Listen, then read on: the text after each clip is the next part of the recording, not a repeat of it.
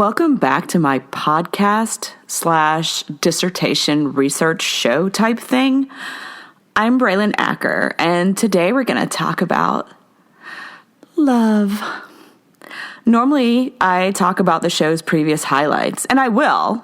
It's just that I wanted to start with something positive since the last episode ended in violence. Mimi tricked Mr. Dexter's henchman. Hang on. I just want to pause here for a brief moment. Mr. Dexter's is a crime boss trying to go legit, like every other crime boss in the world. That is like so unoriginal. Why would you want to be legit when you make your fortune racketeering? I don't get it. Mr. Dexter's is like a diet Michael Corleone. He's local. He's not big time. That doesn't mean he isn't dangerous. Hopefully he's not listening to this podcast because he could totally, kill me. As I was saying, Mimi had the henchman believing that Sugar Cube was in fact Mimi. Due to Mimi's pathological need to be in control, she allowed Sugar Cube to get her leg broken. Even after that horrible incident, Mimi's staff gathered enough money to pay off her debt. It was Itzy who came to her rescue. But is Itzy really that nice? There's no way any human could be that caring. I mean, we're really quick to tell someone how much we hate them, depending on where they stand on something as innocuous as whether or not they prefer Coke or Pepsi. Being a true Southerner, I can't help but scowl when someone prefers Pepsi. I know this seems silly, but monitor your reaction when you ask a buddy what they'd rather drink. If you say you don't care, well, you're just lying to yourself. Sugar Cube seemed to bounce back from her leg being broken.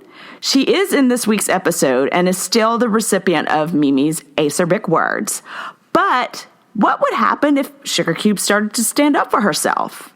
It seems that for as long as the two have worked together, Cubes has absorbed the brunt of Mimi's cruelty. Sure, Mimi is a bitch to everyone, but she's specifically brutal to Sugar Cube. They are both unicorns, so maybe there's something in Sugar Cube that is pure and good that Mimi doesn't have, and for that she just hates her dim-witted pal. We may never know.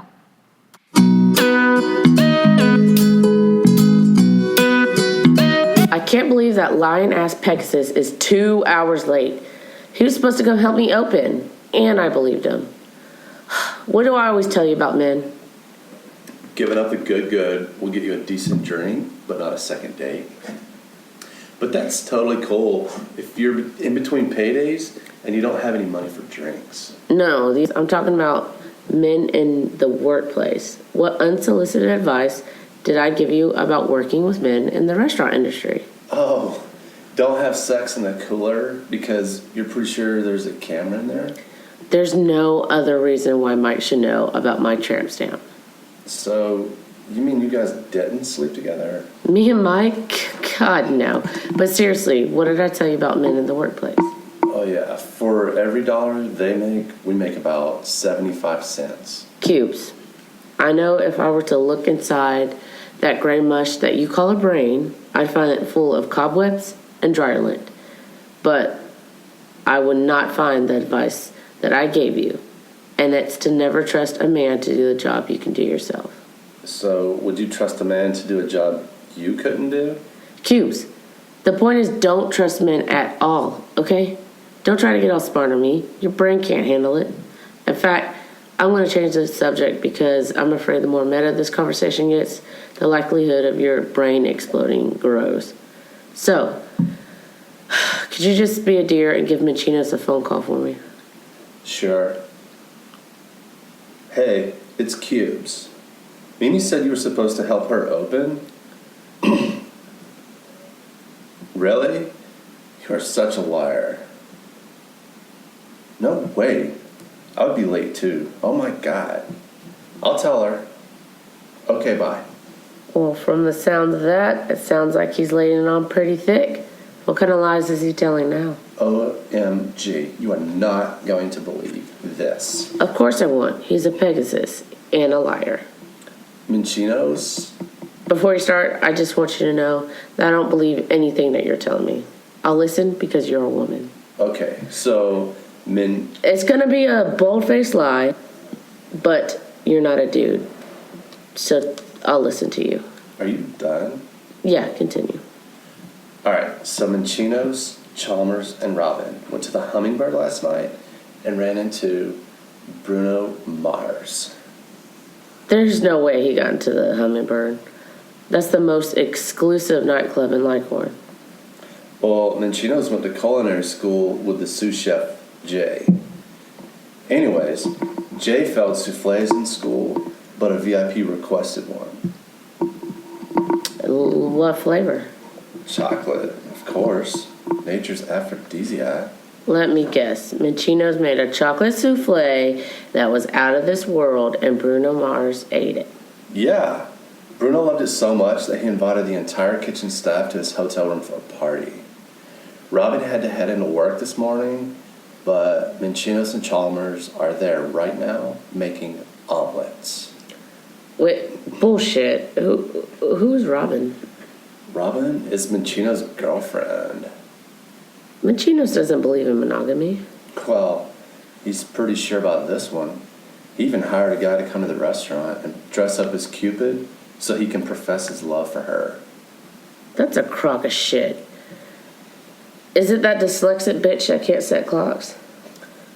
Hi, ladies! What the fuck do you want now, Nora? I just came to say happy Valentine's Day, and in celebration of this lover's holiday, I brought cupcakes. That was so sweet of you, Nora. Thank you. Here you go. I made them myself. Did you make them from scratch? No, they came from a box mix. Oh, gross. None for me. So you're not going to eat cupcakes because they came from a box? That's right. It's because I respect the art of baking, and box mixes bastardize the craft. Whatever. I brought in biscuit and gravy, and you couldn't even tell they came from a Bisquick recipe. Oh, I could tell. I didn't say anything. I mean, you try so hard. Well, I made enough for everyone to get one. Even that little terrorist that works here now, I made him one too. Mimi, you don't have to eat one if you don't want to. Thank you, Nora, for telling me what I can or can't do while trying to bribe everyone at the same time. Even the little terrorist, who is off today. Well, I just thought it would be nice. Well, you didn't think, did you, Nora? As a matter of fact, food made outside the kitchen isn't supposed to be consumed in this facility, so I'm afraid that in order to be in compliance with the health code policy, I'm going to have to throw away your cupcakes. That was an awfully rude thing to do, Mimi. Was it? Or is protecting our co-workers from E. coli an awful noble thing to do? I'll let you decide while you go roll some fucking silverware. Get out of my kitchen. Sorry I'm so late. I was blazing up with... Stop. I don't want to know. What I need to know is, why are you high? That depends. I won't fire you if you're high. Why am I? Where's Minchinos? He left right after me. Hey. Happy Valentine's Day. Holy shit, those cupcakes look delicious. Dude, they are delicious. Did you just eat the cupcake out of the trash? 5-second rule, dude. Those nasty-ass cupcakes have been in the trash longer than 5 seconds. I'm gonna tell you a secret. I don't care. So I wanted to let you guys know that I plan to ask Robin to move in with me during lunch service. You're asking Miss Dyslexia to move in with you? Yeah. Congratulations, Minchinos. I'm glad you found happiness. Robin seems like a cool chick. Wait a minute. Cube, do you know this chick? Yeah. Robin and I are like on the fast lane to becoming BFFs. We're even getting manis and petties on my day off. She just texted. She's on her way. Excuse me. Some guy dressed in a diaper and angel wings is here to see Minchinos? Thanks, Nora. Tell him to come on back. Hey, congratulations on settling down with Robin. She seems like a really nice person. Wait a fucking minute. Nora's met Robin? Oh, yeah. She and Manchinos make a great couple, and that's really saying something. Hey, I forgot to tell you we're meeting up at 9 for mimosas before we get our mani-pedis. I'll text you. Look it. I got her this necklace out of one of those gumball machines to prove my love. I mean, Manchinos. The hookup king finally wants to settle down. Nora, girl, you were a good lay, but... Manchinos. I didn't know who I was then. Now I know that what we had was not meant to be. Hold on. You fucked Nora? I'm looking for Mr. Manchinos. Yeah, 2 years ago I did. Manchino's here. My boss tells me you want me to shoot an arrow with a message. Hell yeah. I want this necklace to wrap around the arrow so it ain't gonna fall off. I need it dangling like a fishing lure. Can you do that? You got it. You gotta be kidding me, Manchinos. We don't have time for this shit. Baby girl, there's always time for love. Yeah, well, we're behind on prep. There's not enough time before service. Hey, you want a practice shot?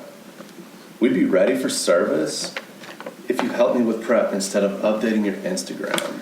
It's called branding, and I'm bringing customers into the restaurant. Oh, come off it, Mimi. You're totally promoting yourself more than anything. No wonder Manchinos chose Robin over you. I'm going to use this gold tip arrow. Ladies love it. Oh, man, that sounds awesome. What did you just say to me?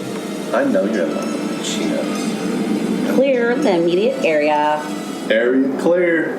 Releasing arrow. Shut your damn mouth. I've been hit. Sugar Cube finally called Mimi out on her unrequited feelings towards Manchinos. Mimi, due to her true narcissistic fashion, couldn't mentally handle being called out.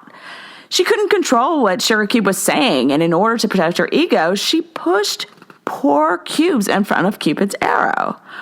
Or was it an accident? Is it possible for Mimi to feel remorse? How is Mimi processing the fact that her entire staff is basically BFF with Robin, Manchinos' love interest, and have excluded her? Is Mimi a victim? Part of me feels really sorry for her. Oh well, thanks for listening, and tune in next time for the answers to these questions.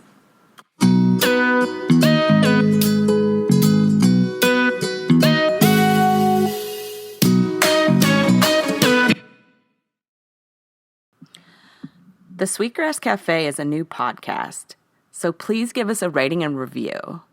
We'd really appreciate it.